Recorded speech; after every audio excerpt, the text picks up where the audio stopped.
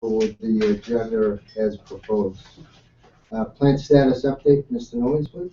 Okay, plant is currently at 100% power.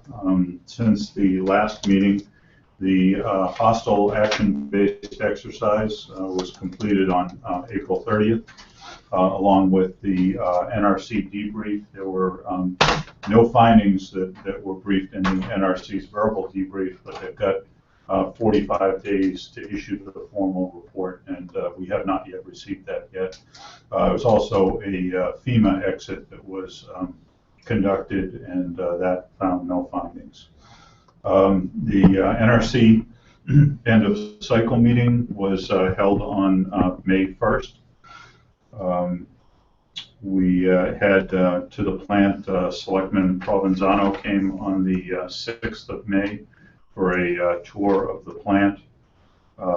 Last Tuesday, we made a decision to shut the plant down for a planned maintenance outage. The maintenance outage itself had been in the works for several weeks.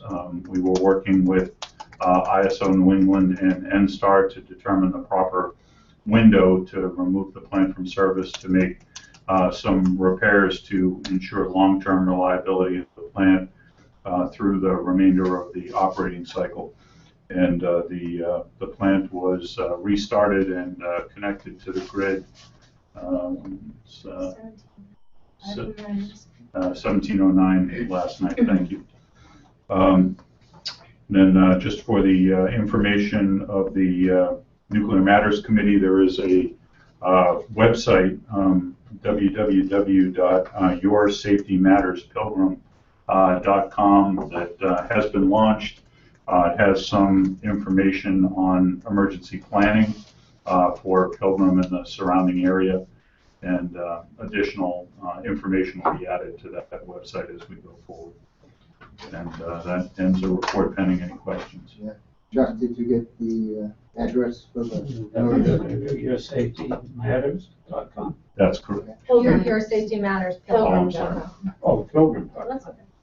Matters or matter? Matters. Matters. Mm-hmm. Pilgrim.com. Exactly. This So is, if I apologize. I was just going to tack on to a little bit of what Dave mentioned in terms of the website. okay, and I was just going to ask Mr. Nadler if he captured that for the viewing public. Thank you. I just wanted to add on to what Dave said. You know, this is all part of Pilgrim's effort to increase transparency and give information to the public. So we know that emergency planning is an issue that people care about. So this website will hopefully provide information to those seeking it from the people. Is Pilgrim at the beginning or at the end? At Is the end. it Pilgrim, Your Safety? The end. Oh, is that the end? Yeah. Yoursafetymatterspilgrim.com.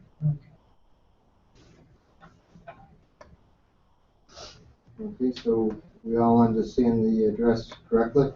Mr. Grassi, now you got to attend a hostile action-based drill, is that correct? I was in New Orleans. You were in New Orleans. Okay. It must have been Mr. Ross. I attended the outbriefing. I got there at 5 past and it was over. It was quick. The outbriefing At the at FEMA. Colony Place. At the FEMA's briefing. Is that what it was? Yeah. Calling. Yeah. Yes, that's right. Yeah. Yeah. I mean, as you said in your opening, or in your report, there was no. Yeah, that was the one at the Hampton Inn, right? What's over there? Yes. Yeah. Yes, it is. So no, I did not attend. Rich Rustine did, and he had a number of things he wanted to discuss with us as a result of that. And I'm not so sure it was executive session or what. I don't know. Okay. He had a discussion by himself and Mr. Wallace listed here under old business. We haven't gotten to that yet, but Mr. Wallace, Mr. Rothstein aren't here tonight, so we're gonna have to discuss that next month. That's good. That's good when we're all here. I think that's beneficial. All right, that's the plant status update from Mr. Noyes.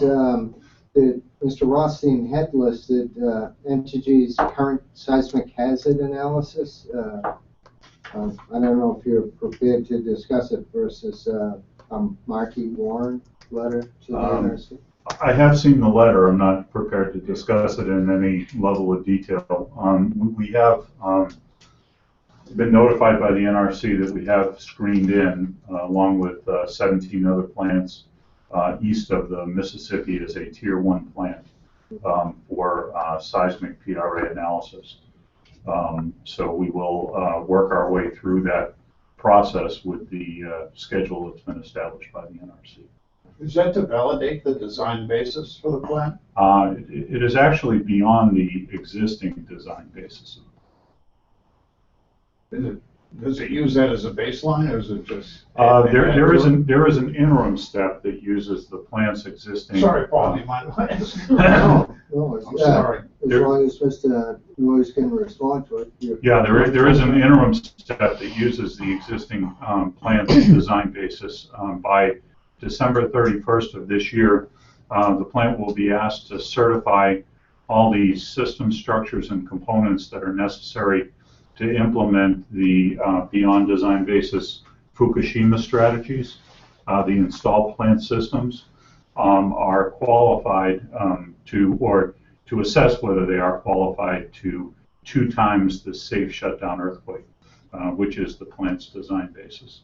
So we're responsible to assess all those system structures and components and report the results of that analysis back to the NRC by the end of the year. Let's get one more question. Sorry. The critical items that you identified for the design basis and upon which, the design basis was applied back when the plant was built, has that critical elements list changed in any way, great way? The Or components. it exists, right? Yeah, the components of the plant have not been analyzed against the ground motion response vector, which is part of the new analysis methodology. Oh, So essentially, the original design basis of the plant took what was determined to be the safe shutdown earthquake, which was an earthquake of magnitude, I think, that happened in the 1600s in Cape Ann, which was the largest one that had been experienced in the area, and essentially superimposed that earthquake on the closest known fault line to Plymouth, and established the system structures and components response based on that earthquake. The new ground motion response spectra looked at a large frequency of earthquakes, so a different distance of movement over a period of time. So an earthquake that could occur at a greater distance from Pilgrim may have a different frequency impact on that specific equipment.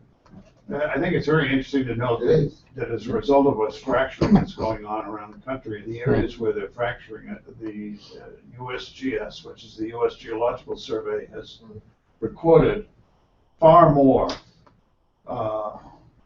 spurious tremors recently, apart from the normal way in which they're distributed, I guess. I've read that Western Pennsylvania, Eastern Western Ohio. Pennsylvania, Ohio, that's right.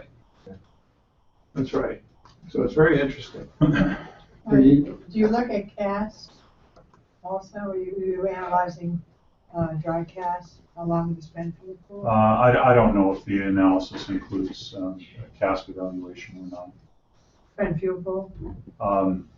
I'm not sure of the spent fuel pool either. What we can do is we can make an opportunity for a future presentation if the committee wants. That might be wise. I remember, this is from memory now, back when I was an SRO, okay, and it was a long time ago. But the spent fuel pool was a class 1 structure. It being a class 1 structure, it would have had seismic criteria in its design. Oh, it does. The existing structure of the spent fuel pool is designed to be able to work within the safe shutdown earthquake analysis. The original plant's design basis. The quick comment. Please, sir. A few years back, in response to something that Ted Boson circulated around on us, I went out to the U.S. Geological Service website, and they had a place where you could key in your zip code and it would come back and tell you what the possibility of a earthquake was so many years out, and I put in 40 years, and I put in the possibility of an earthquake greater than a level 5 was zip. Do you know if they changed that forecast at all? I don't know. Actually, I don't think so, from what I've read, but. As Rich says, the excitement of the sophistication of the analysis now is not so much the frequency with which it's imparted, but rather the frequency of the excitation within it. Right. That's what's new. So it's a basis. But certainly something to follow, Mr. Grassi. We'll follow it with interest. Yeah, great interest. Yep. Continuing on, old business. As we say, Mr. Wallace and Mr. Rothstein are going to report back on a summary of the hostile action-based drill. Mr. Wallace was also to update us regarding RAD responder, and this is for first responders and for his public safety personnel. Again, he's not with us. That'll have to be put off till next month. A summary of the May 1st, 2014 NRC Pilgrim Annual Safety Performance Review, the public meeting. Rich would certainly have an input into that. Are there any thoughts from the committee members? Jim, you were present for the entire. Yeah, I was. I was there too, but Yeah. I had left early. Seemed to be the early one. Well, compared to the previous 2 years, I thought it was very well. Yeah. I thought Bill Neal handled himself very well. He had appropriate support with some senior technical people with him, and they were able to respond to a lot of the questions with good reasoned answers. I think that cocktail party idea, I hope, is out the window now. It would seem so. The last one we had downtown hall, it was organized more like a cocktail party where the NRC members. I would not leave early if that was. Yeah. No drinks, no one doors. So I think in summary, we could say everybody approves of the new forum. Format. How about energy? How do they feel about that? I You think, guys were there in spades. I mean, you know, right. there were a lot of people. Yeah, I think were whatever, there. I think whatever is of most use to the public, we're fully supportive of. So if this format works better for the people of the town, we're all for it. Yeah, it's a whole better Q&A process. Yeah. So all in all, it's a good forum. Mm. Okay. Continuing, summary of the non-binding ballot referendum.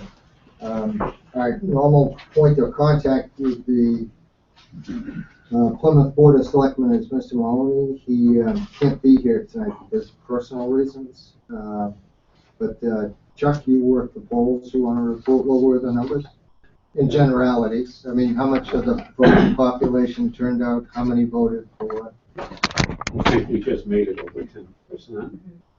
And on the ballot question in our precinct 11, we had 57 no's and I think 107 yeses on the ballot question. But our precinct had the overwhelming majority of the no's of the whole town. But I think less than 100 no's Yeah. in the whole town. 1 in 4 people voted no. 1 in 4 people of those, but only 10% of the voting I mean, population. 1 in 4 of the people that voted Right. no, So it's, which is a surprise to me, 600 and some odd votes. you were surprised at the low turnout, or No, surprised at the? no, I was surprised at the number of no's. Yeah. Or that it wasn't what you would have expected. No, Not I mean, I high. thought it was kind of a brain dead question. I mean, I would love to speak to those 640 people and find out what went through their mind to put a check mark in the no. Like they don't want, they didn't think that they moving the spent fuel from the pool to the dry cask should be encouraged, right?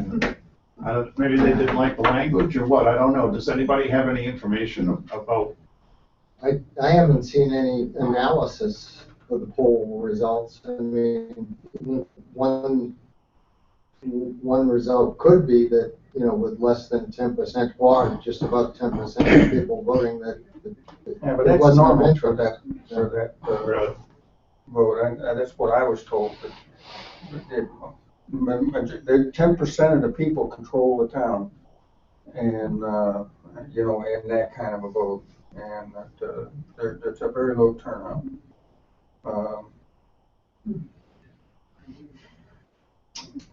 You know, to me, that ballot, I mean, they can go ahead and tell the zoning, the selectmen to go ahead and pressure energy, but I don't think they're gonna have any effect on it. I think it's a waste of time. Oh, it was unanimous in Duxbury. Pardon? No, that's what I would have expected. Yeah, it was unanimous in Duxbury. Right. Unanimous. Well, because it was the annual town meeting article, So only town meeting members voted? but we don't have town meeting members, it's open. Okay, but And the vote in the article on the same question in years prior, in fact, it's been brought forward 3 times, has been unanimous. how many people would vote? That's It all depends how many people were there, you know, whether it's 300, 400, 600, depending on the attendance of town meeting for that particular year. But it's just a difference. That's the only reason I brought it up. no, and I'm just curious, because I look at the numbers and I try to draw some conclusions personally, but as a committee, I'd have to say that if the people spoke, it wasn't with a loud voice. No, 1 in 4, I mean, yeah, 1 in 4 is kind of a loud voice, maybe, but not to me. But if only 10% of the people vote. Oh, I'm sorry, yeah, Yeah. you're absolutely right. And if we look at the selectmen that were chosen and the incumbents that lost, one could draw other conclusions. So, One could. I never thought of, I never thought of that. I don't know if I want to get into that. no, I Just think strike that from the. I think our summary would have to be that it's inconclusive, and we Careful, don't Paul. have anything. No. All right, continuing on. Craziness. Senator Markey's proposed legislation regarding spent nuclear fuel storage update. Mr. Grassi, do you have any input on I have that? the bills here on the 113th Congress. I know Mary's much more familiar with them than I am. But all 3 of them, Senator Markey, Boxer, and Sanders. Bernie Sanders. Right. All 3 of them submitted bills, as far as I know, because I have 3 here. Three separate things. Yeah. Do you know anything about 3 separate bills? Yeah, they're 3 separate bills, they all signed on. Right.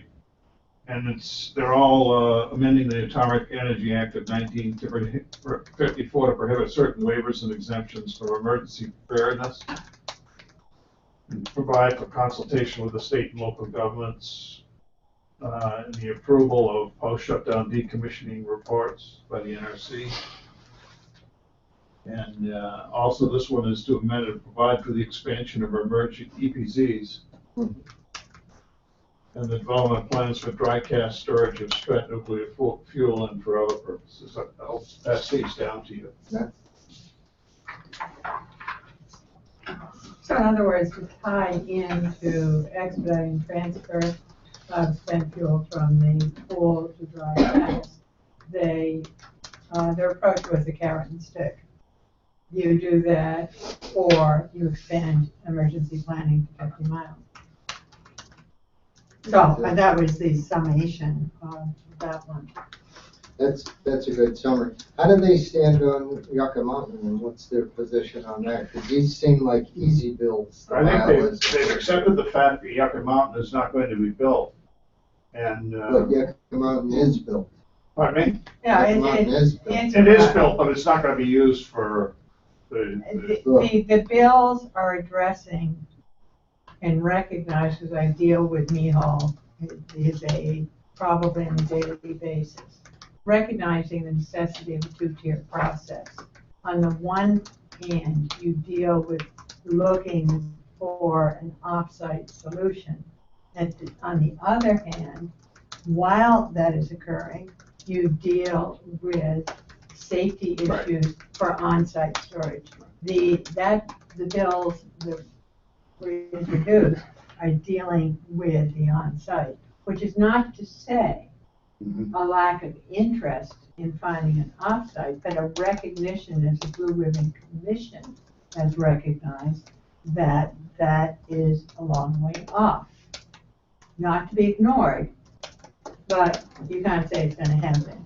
And I know I'm going to be on a panel, and there will be a public meeting at MIT June 10th on a carry forward on the Blue Ribbon Commission.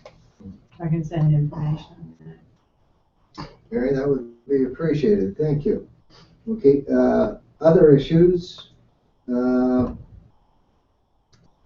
I ask a question Please.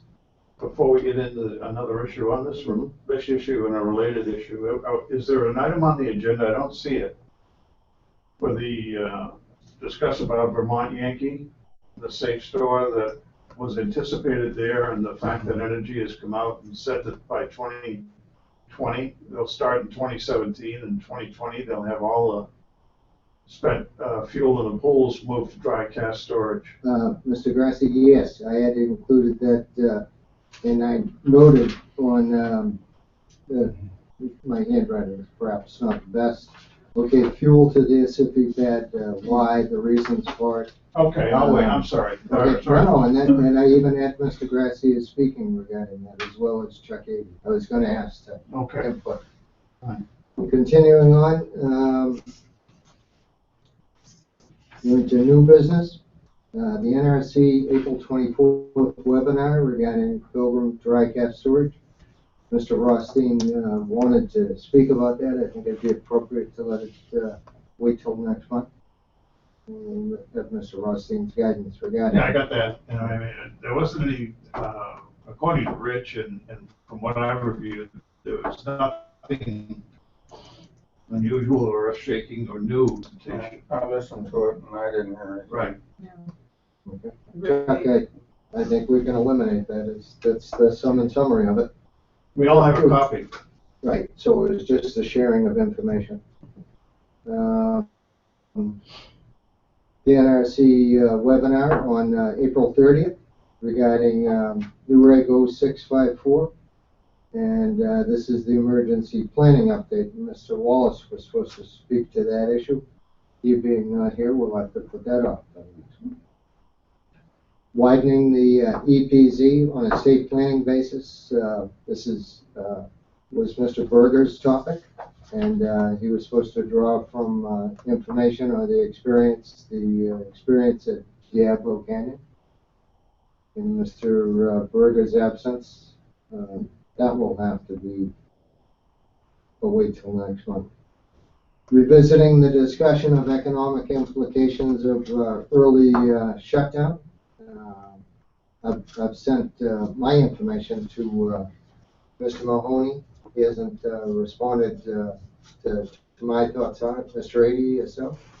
Well, I haven't put anything formal together yet. I'm trying to do a little research on it. There is, at least it isn't readily available, the economic impacts from the plant, but there is some information.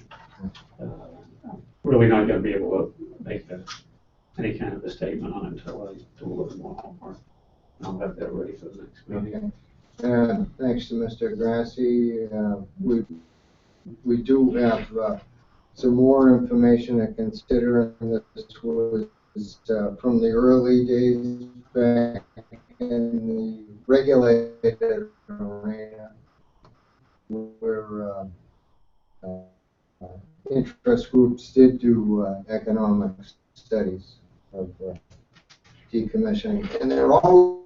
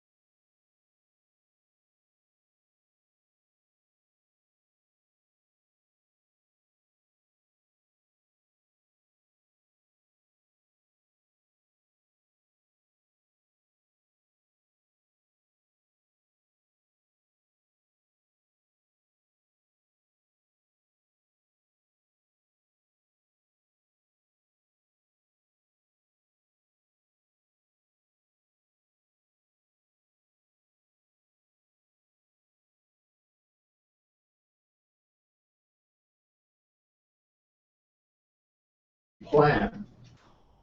And I've never seen one, maybe, maybe they're referring to Aaron's, emergency plan, I don't know. But there's a reference in here to the town emergency plan that The town does have an emergency plan.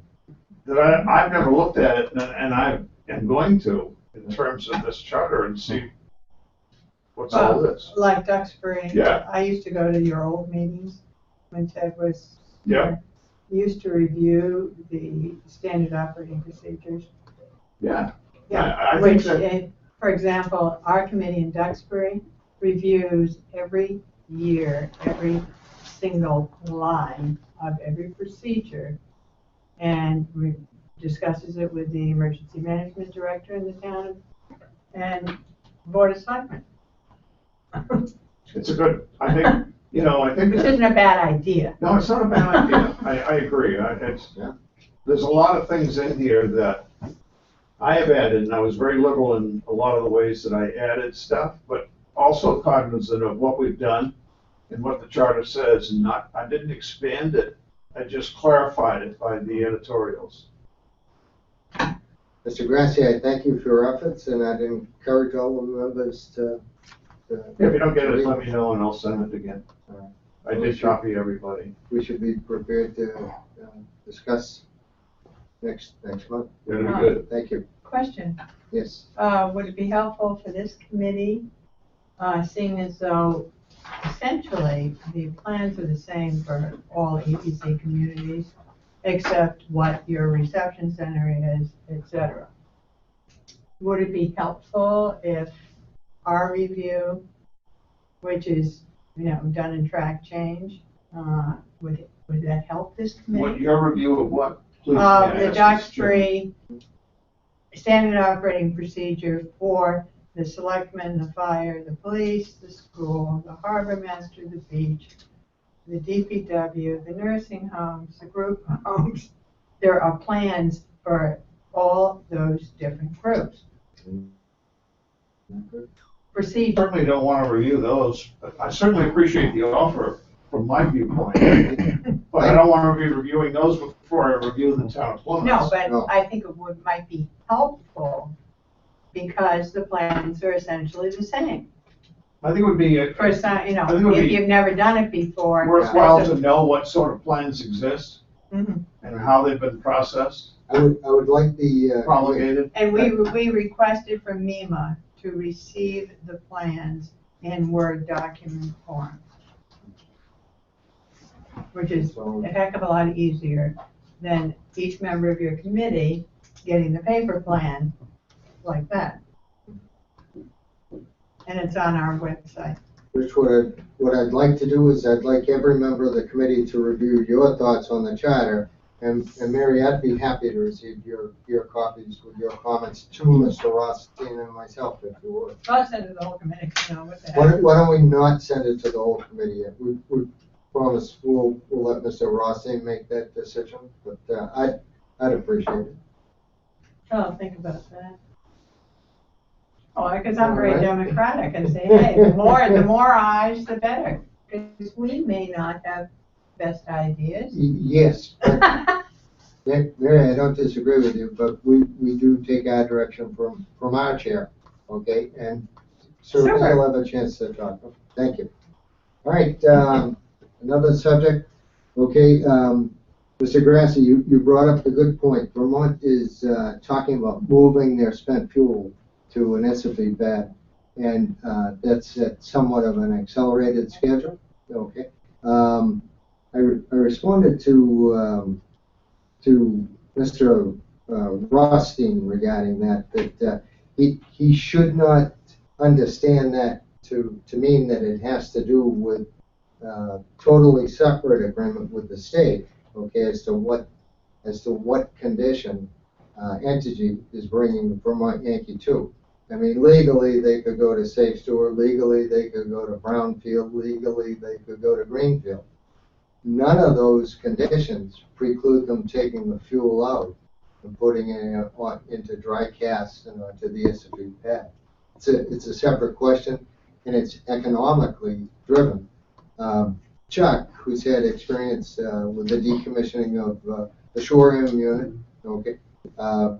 Chuck, I know when you talk about it, you talk about the conditions at Shoreham. There's no fuel presently there, right? There's no contamination. Okay, The but plant was physically decontaminated to free release levels, but this required removal of, a minimal amount of components. They didn't even remove all of the reactor vessel that was cut just above the polar core plate, and the bioshield was removed down to that elevation. But the rest of the plant is there. Virtually all the piping systems and components, turbine generator, everything is still there, and the building's left standing. They did remove the fuel, and they were looking at a variety of alternatives. The most economic alternative was to build an asphyxie and leave it on site.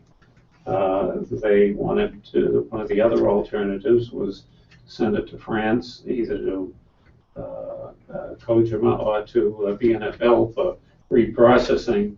That would have required an interagency review and approval, and it was right at the end of the Bush administration. So it was sort of a lame duck situation. Nobody had taken a decision on it, so that alternative was ruled out. Then the alternative they finally selected was sending all the fuel to Limerick for reuse. And that was the most expensive of the scenarios. They wanted to first move it by truck through New York City, keeping in mind this fuel had minimal, they had 3 effective full power days on the core. Brookhaven Lab had shipped spent fuel, in fact, very high level spent fuel through the city for years. But that was not approved either by rail or by truck. So they had to ship it by barge, which was extremely expensive. Shipped it by barge around the other end of Long Island and down and up to Delaware to Eddystone plant, which was Philadelphia Electric's plant, and by rail from there to the Limerick site. Took quite a few shipments, lots of delays because of the weather. Yeah. Just was a very, very expensive operation. So what I wanted to point out with just one of Chuck's example, okay, is here you have a site, okay, where the fuel was physically been removed from the site, but the site remains the same. Right. The superstructure, all the buildings, there's no attempt at leveling it. And yet on the other hand, you also worked at Brookhaven and the tank that was taken also on Long Island. Well, I think if you look at all the federal sites, there's a lot more safe store that goes on at the federal sites than in the commercial plants. And there were 3 reactors out of Brookhaven. The oldest was a graphite pile reactor, and that's been basically remediation. The reactor and its biological shield have all been removed from the inside of the building, but the building is still intact, and the ductwork, below-grade ductwork, was decontaminated, and the above-grade fan house was demolished. But if you look at it in an aerial view or go around the site, the building is still there. Similarly, the high-flux beam reactor, which operated until 1996, all of the fuel was removed from there, and the easy-to-get-at decontamination was done, but the entire reactor vessel was still intact and inside the biological shield, and that's in a long-term safe storage mode right now for future decontamination and removal after these higher activity components decay off. Yeah, can you look into the issue of limited liability company and What's the federal government that owns it? the site? The site and the For facility. Pilgrim. Yeah. Oh, for Pilgrim? Yeah, because that's part of your economic analysis. And that fits into whether you want to get the job done sooner or later, and whether the 700, I think it's 23 million DTF is deemed adequate by NRC because it's going to grow until 2032, or is it adequate in NRC's view, if they closed tomorrow, that's an issue. Because $1 billion is change, apparently, for what it's gonna cost. So, I mean, these are all important questions, very important questions.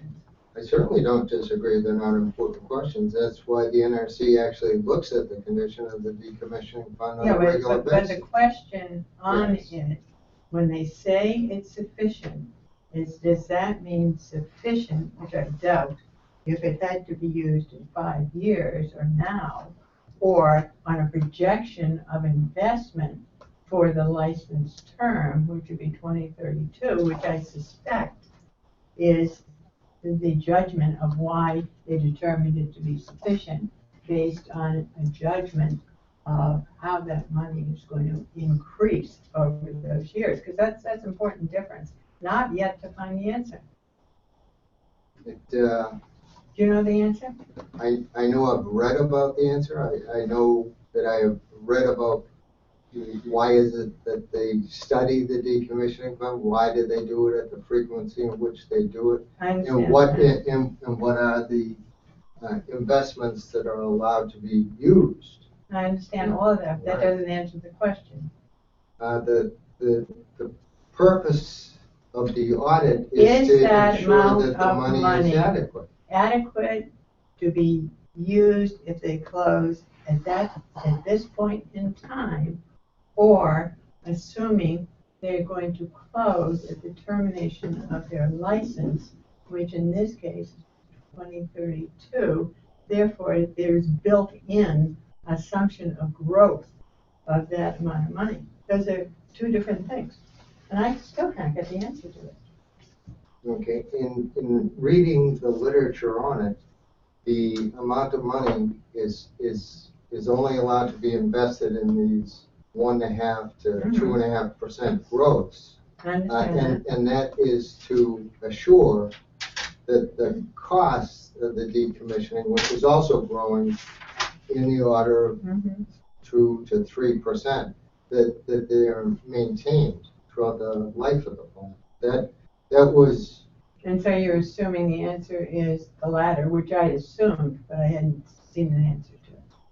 But that also, inflation rate, Paul? the inflation rate for the decommissioning. But that doesn't mean that the company has to spend all the money that's in the decommissioning fund on the decommission if they can do it for less. Oh, obviously.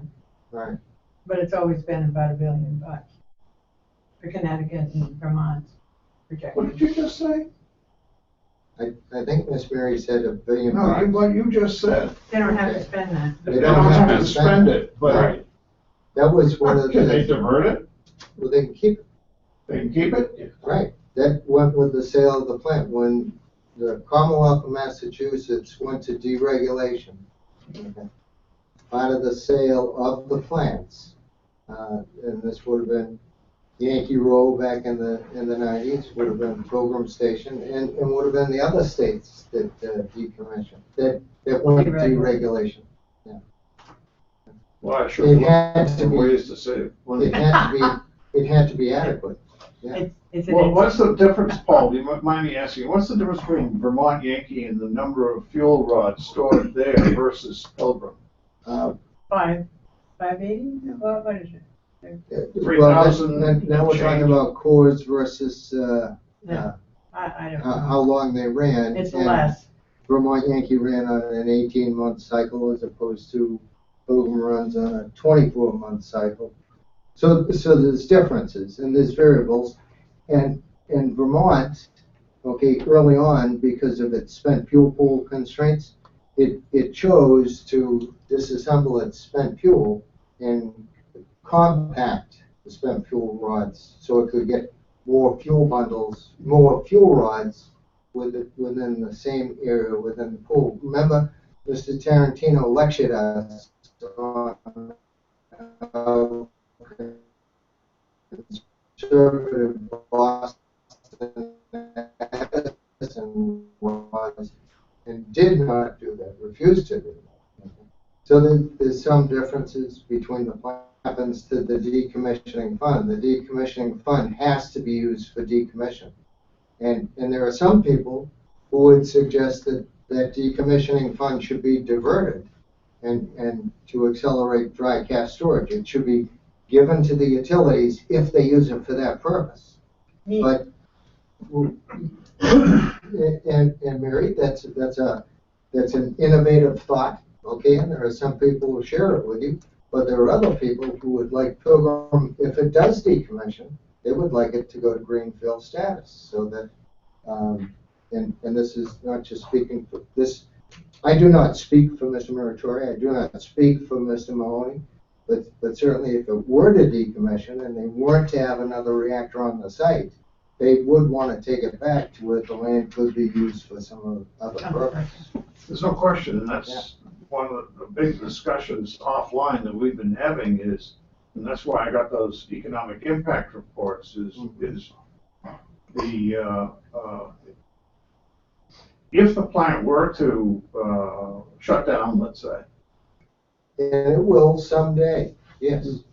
We don't know, and Rich Rothstein can express this better than I, but we don't know for sure what the economic impact, for sure, what the economic, when that impact would occur. But we know it will occur, but we just don't know what and when. Well, but we do know for a fact it will be negative.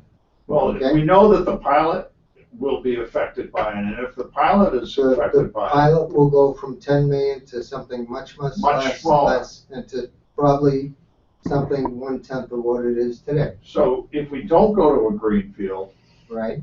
from my perspective, if we don't go to a greenfield, then that's not going to allow us to take that economic development site and do something else with it. Correct. Because ultimately, if we do lose the power plant's pilot money and all the other support that they provide, Right. Our tax burden is going to be substantially higher. It has to go up.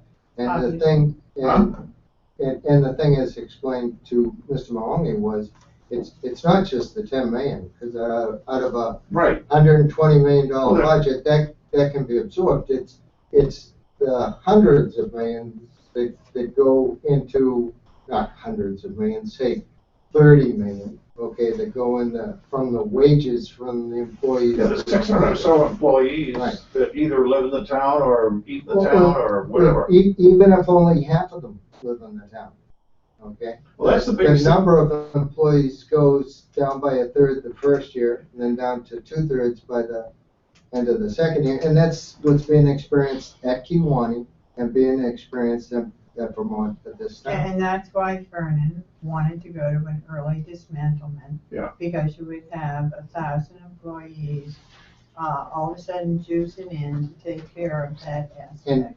And I have to interrupt at this point, because the difference, okay, is the 600 people who work there, the 300 people who work there and live here pay taxes here. They pay taxes into the school system, and they support the very pleasant town of Plymouth that we presently live in.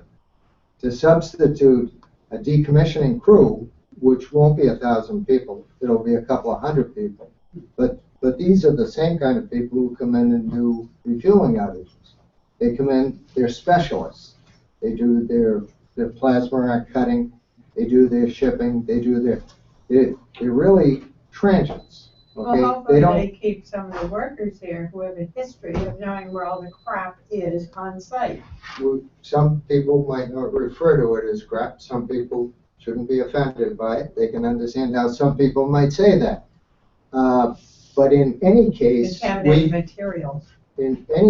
we know from the experience at Kiwanee ongoing right now, we know from the experience at Vernon going on right now, the permanent employees who live in the area, they go down by a third the first year, and they go down by another third the next year. So the only people that are employed by the licensee is a much smaller number than presently. And those would be the people who live here. Those would be the people who support the tax rate. Is Entergy being good employee and offering jobs to those people as they promised they would at some of their other reactors? I'd have to let Entergy speak to that.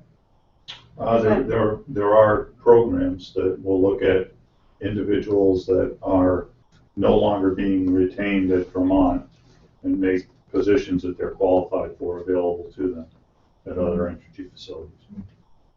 That's good. Yeah, that's good, but that tracks them out of state. Yeah. So that doesn't help them. Well, they aren't sending the kids to school. Well, now, I think we're getting off the point at this point. Well, and, one other item But that I- Rich, I did want to point out, Yeah. based, to share Chuck's Right. experience, that the fuel and how the fuel is handled can be quite different than the buildings and the site. And you can go to everything in dry casts, but still use safe store as your decommissioning process. They're not mutually exclusive, and they don't require one to be the other. I see. Do they keep a pool on site? I'm very concerned about that. If you get rid of the building, let's say, you got everything in cast, Mhm. but then there's a problem with the cast. So how do you change its clothes if you don't have a pool? You have to. You have to be What able to is do the that. plan? They don't have one, I don't believe it was cast in. No, So what is the plan? When you say they don't have one at Wiscasset, they do have a spent fuel pool island. Oh, they at do, Wiscasset, and okay. that's described in their literature. And so they build a swimming pool, so to speak? Yes, in fact, it talks about the construction of it, it's in the Wiscasset report. And so That'll that's be what would there, happen here. that could happen, So it's could, not required? it's not required. Okay. That's important, I think. I mean, I have a swimming pool, you can use mine. Ms. Mary, we thank you for the, Offer my swimming pool. The trucks will be there in the morning. and that was I think a good, well, I think it was an open discussion. I hope everybody felt comfortable commenting, and I don't think we have any outright declarative experts, but we do have shared experience we can share. yeah, one of the things that I've been looking into is the Director of Economic Development for the town of Plymouth, and I can't seem to identify who that is. That's an excellent point, Mr. Grass. Yes. I heard that it was an unfilled position. Well, there was a meeting today, Oh, yeah? 6:30, my husband was at it, yeah. See, it's percolating. In Plymouth, for the Plymouth Economic Development? Well, it's a subgroup. We're never going to be a suburb of Duxbury, are we? Well, hey, could matters be worse? My house is 6 miles, for God's sakes, I'm closer than half of you. Well, I thank everybody for their input, and I think it's been very enlightening. We now reached that time in the meeting, the public comment period. Mary, would you have something you'd like to? Yeah. First, I just alert you to the fact that EPA came out today with their 316B rules that they finalized for standards to protect from cooling water intakes that would apply to Pilgrim. So that rule was out today, so you might want to look at it. Because it affects, once through cooling, what might be required down the pike, etc. So you might want to weigh in on that. Another issue to weigh in on is the storage of low-level radioactive waste at Pilgrim. It's very close, being stored to Cape Cod Bay, much closer than the pad. My understanding in talking to NRC officials in the afternoon, May 1st, was the greater than Class C waste will be orphaned and will remain on site Pilgrim, and is currently stored, in my opinion, very, very close to Cape Cod Bay at low mean sea level, which would seem that it could be stored at a higher level. Apparently, the low-level waste, Class A, B, and C, now is being blended and can be shipped to Clive, Utah. But my question, which is yet to be answered, is how many of those containers remain, again, very close to Cape Cod Bay, before they're shipped out. My concern, and you can call it justified or not, you might not be concerned or not, is to check out, which we have from aerial photographs, where precisely it is located and what the mean sea level is. I think it's 18. I'm terrible at numbers, but I believe it's 18 sea level. Mary, you've corresponded to the NRC on this, your concerns.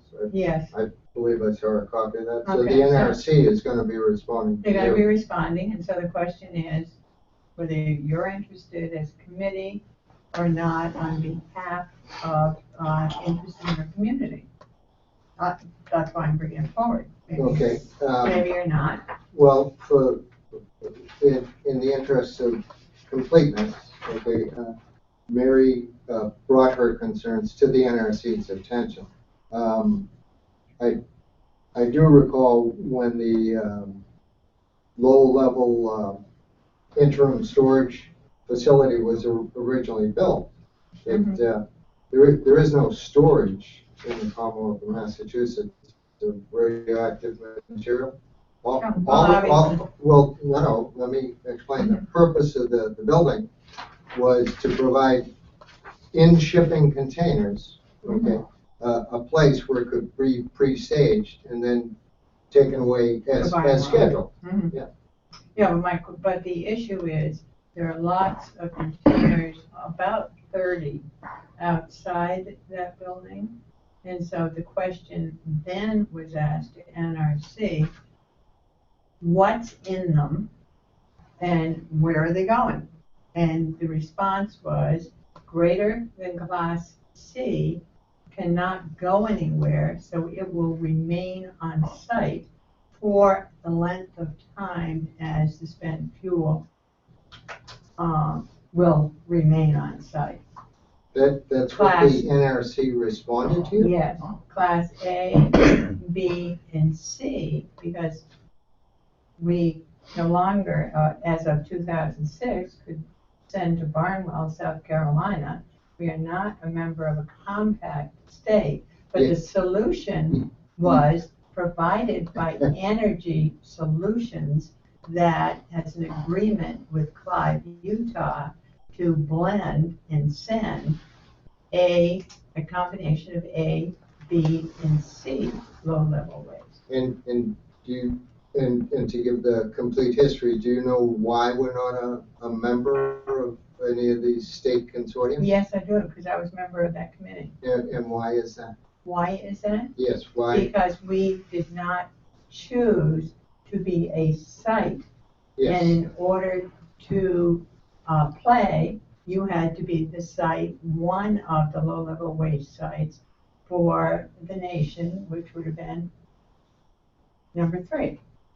And some in the state had decided that this particular topography and population density really wasn't a good place to keep it.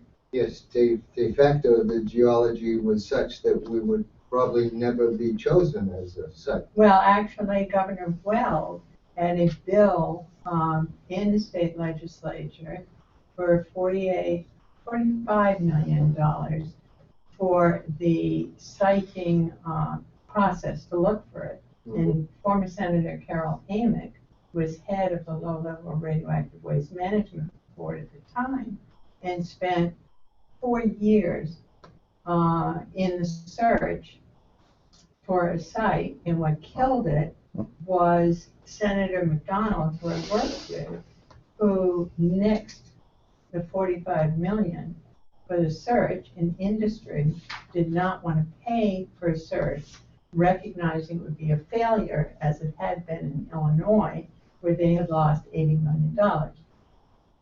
But don't ask me what I had for for breakfast, but I can remember all this stuff Okay. really well. No, and that's very important, because what it means is for the Commonwealth of Massachusetts, every hospital that closed down, that had a nuclear laboratory, had nuclear medicine, every site that made isotopes, every plant, instead of being a member of a consortium and having a place where we could Well, now legitimately it's go all. to.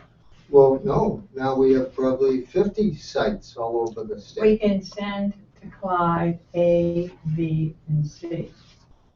When you say we can, they'll accept if someone pays them, and yes. Of course somebody's gonna pay them. None of this stuff is free. Yes, but rather than as a public responsibility, look. It's not a public, it's an industry responsibility, for God's sakes. It was also But- part of the medical field. Doesn't matter. This isn't Well- the issue. The issue is what is happening to 30 containers, approximately 30 containers at Pilgrim. That's the issue that I brought forward. Okay, am I to understand that the NRC told you there's 30 containers filled with a certain level of All you have to space? do is count from the picture, and I can send you the aerial photograph. I think you did attach them to the Yeah, notes so of the just count NRC. them. But you don't know that they're filled, you don't know what they're filled with. They stated that the only issue that will be permanent storage, essentially, is the greater than class C, and so not to worry about the rest because it was going to Clyde. But then my mind said, oh, but I wonder, is it as soon as one container is filled, is it then shipped to Clyde, or is the shipping schedule is such that they wait for 2 or 3? That's the only question. Because my only concern is long-term storage at a mean sea level that is low. It just didn't strike me as a good idea. It would be a better idea to keep it at a higher elevation. That's the only thing I care about. You can care about anything you want to care about. Can you tell us what the status is of your pad?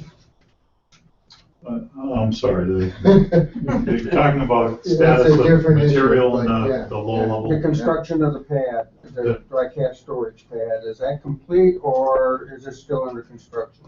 No, the pad is complete. There's still some ongoing testing. But And now that's kind of a new point. but No, I'm talking about that's- low level. I'm not talking about the pad. Mary's not talking about the pad. I'm talking about low level, not high level waste.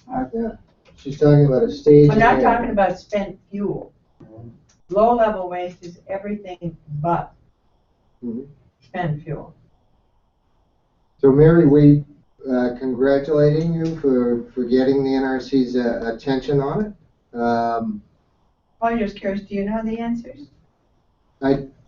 We certainly don't know the Well, do answers. they know the answers?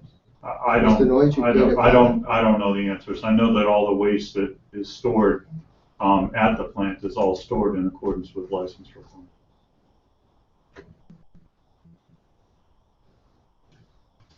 So Well, things do us a that, favor, move it to a higher elevation. again, an interesting discussion. Things that were put there in the old Boston Edison Company days, they were in shipping bins and it's ready to be shipped, just waiting for shipping. It was a transitory. Is that the same state today? It is. It is. There's no intent on the part of the company to retain any waste in the low-level waste facility for any period of time. Is Well, there, I'm just talking about outside. I'm No, sorry, that's material that's Outside. in the low-level waste Well, facility. there's some inside, are you defining facility as the building or The- outside the building? No, where- the trash compaction facility and the area around it. Okay,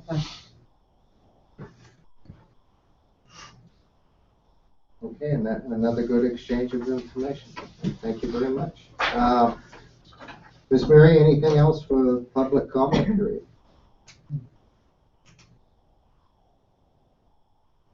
I mean, how long do you want to stay? So Mr. Grassi has to leave when we lose the forum. Can I ask a public question? Sure. Yeah. Just with respect to a discussion earlier on the decommissioning fund. Yes. Did the NRC find the plant's decommissioning fund to be in good shape and whole when the plant was licensed to 2012? Yes, yes, yes. In They fact, did in 2012, yeah. Yes. and they do it every 5 years. And at that time, so there couldn't have been any projection at that time for future growth of that decommissioning fund to 2032, because the plant was only licensed to 2012. Would that be correct? The last time I read the literature, Mr. Noyes, was probably 12 years ago. But what I distinctly remember getting from it is the basis of it is that it can't be invested in things, trying to make money out of it. Okay, it has to be in safe investments, but it has to keep up with the inflation for the decommissioning estimates. I think it was summer 2012, I would have to check. Okay, but there is a process, and it is the federal government, and they do check it. They audit it for that very purpose. Well, they checked it in Connecticut, What does that have to do with it? the price of eggs. With that, the state of Connecticut was holding the bag on Connecticut Yankee. There's not enough money in the decommissioning fund for Connecticut. And they've been bleeding money from the taxpayers as a result. I don't know. So maybe there was just a bad checker.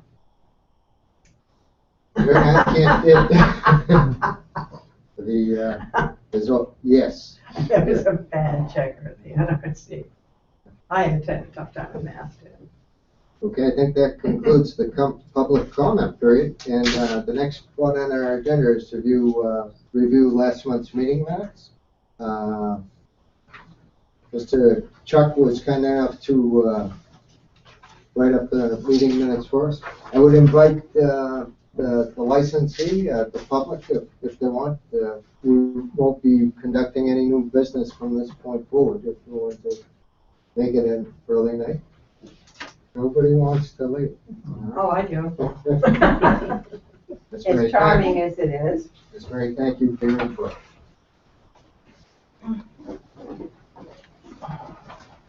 The fourth column never leaves. Yeah, I stayed just this. Okay, with your permission, I'll start discussing. Feel free to leave. We won't give away any secrets. The meeting was held, Chuck, do you want to synopsize it? You wrote it so well. Everybody's read it. I've had a chance to read it, Have you had a and I'd be willing to make a motion to accept them. We all read it? Oh, because you have read it. Because I have read it. Oh, forgive me. Mr. Yeah, Grassi. I'm just scanning it now. Yeah. What's that? You and I have read it already. Yes, I thought it was wonderful and accurate. We had the section from Ms. Susan Conlon. We had the question and answer period, I think reflected accurately. The plant status update by Mr. Noyes, and that's probably what he's waiting to hear. Is an accurate assessment. The old business, Mr. Wallace was looking at the hostile action based exercise and participation. He noted about the major changes in the EP plan on decommissioning. And that is how the process has worked to date is plants have decommissioned and reduced their emergency fund, and it's for a sound technical basis, but it has to be proven to the commission, and they hold hearings, and then it has been granted because the natural physics of it is the threat does go down with time. And this is where I understood Mr. Grassi was going to observe the exercise, but he was going to attend summary afterwards. Chuck, you might want to I help. have any questions? No? Chuck, who is TB offered a? Yeah, me too. I didn't know that. Where? On the second page, public comment period. Would that be Mr. Ted Boson? Yeah. That's our choice. I use initials because the precedent has been set. Yeah. And Mr. Jeff Berger noted it was good that we were having the ballot question because it would allow the town to express itself. So do I have a motion to accept the meeting minutes from I April think we have 9th? a motion. I made a motion. I second it. And a second. Do we have a vote? All in favor, say aye. Okay, let tonight's notes show that the meeting minutes from April 9th were unanimously accepted. What is, before we adjourn, can you give me an idea of when the next meeting is and what items we're carrying forward on the agenda? It's gonna be the third Monday of June, Probably my wedding anniversary okay, and your birthday. and my birthday. Chuck, do you wanna, The carry forward items are the summary of the HAB exercise, the Brad responder update, and we've deleted the webinar because Mr. Rothstein has given us another report, and the update on the webinar by Mr. Wallace is deferred. And Mr. Berger was going to present the widening of the EPZ, and we'll defer that until he's ready. Otherwise, we're all set.